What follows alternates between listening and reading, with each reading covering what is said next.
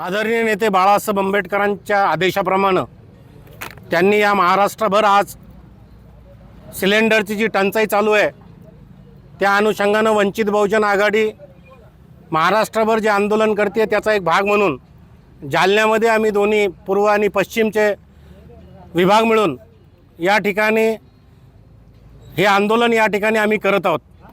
आम्ही चूल पेटून गॅस नसल्यामुळं चुलीवर भाकर टाकलेली आहे। चुलीवरची भाकर, कांदा आणि मीठ असं आम्ही या कलेक्टरला या ठिकाणी निवेदनामध्ये देणार आहोत।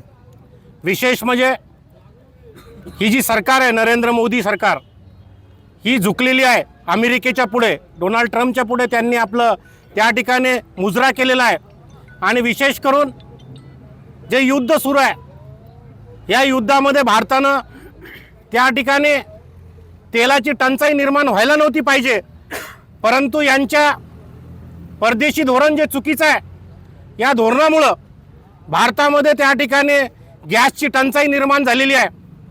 हे जे बीजेपीचं सरकार आहे खोटं बोलत आहे, हे लोकांना खोटं आश्वासन देत आहे की त्या ठिकाणी गॅस उपलब्ध आहे, पेट्रोल उपलब्ध आहे, परंतु जनतेच्या रांगेमध्ये लोक त्या ठिकाणी उभे आहेत, गॅस मिळत नाही। 25-25 दिवस त्या ठिकाणी नोंदणी करायला लागते आहे।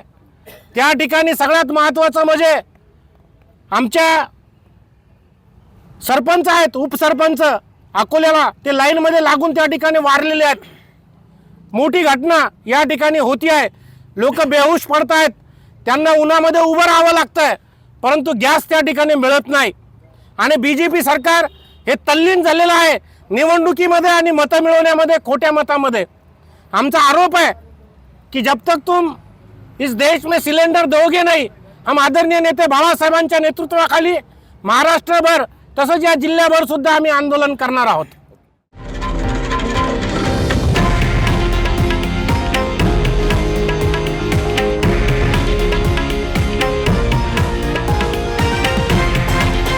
हे आहे देशातील नंबर 1 न्यूज नेटवर्क आणि आपण पाहत आहात TV9 मराठी, एकमेव।